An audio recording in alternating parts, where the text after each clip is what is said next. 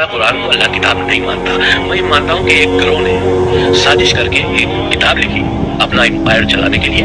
ये तो तीसरे खलीफा उमर ने, उस्मान थे तीसरे खलीफा, उन्हीं ने इस किताब को लिखवाया और इसको कह दिया कि ये अल्लाह की किताब है, जिससे पूरी दुनिया में इस्लाम को फैलाया गया और आज वो कामयाबी है।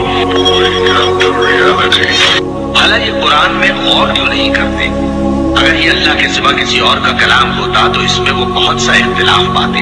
सो मैं उन चीजों की कसम खाता हूँ जो तुमको नजर आती है और उनकी जो तुम्हें नजर नहीं आती, कि ये कुरान एक मुअज़्ज़ज़ फरिश्ते का पहुंचाया हुआ कलाम है और ये किसी शायर का कलाम नहीं, मगर तुम लोग बहुत ही कम ईमान लाते हो।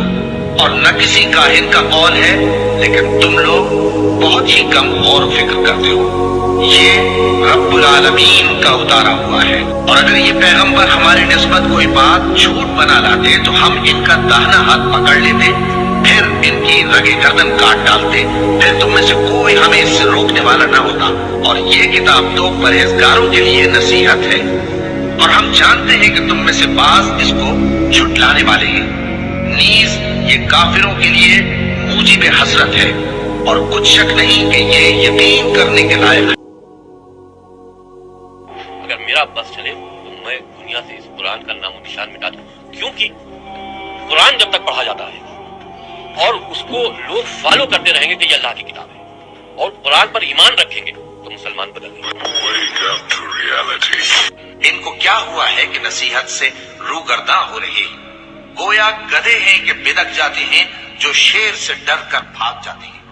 असल ये है कि इनमें से हर शख्स ये चाहता है कि उसके पास खुली हुई किताब आए।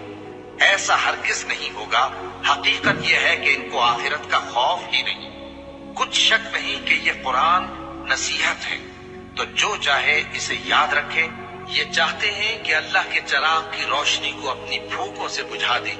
हालांकि अल्लाह अपनी रोशनी को पूरा करके रहेगा, खाह काफिर ना खुश ही हो।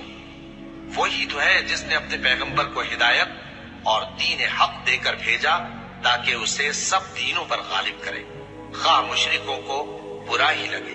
भला जो शख्स दोज़ख में डाला जाए वो बेहतर है या वो जो क़यामत के दिन बेखौफ होकर आए?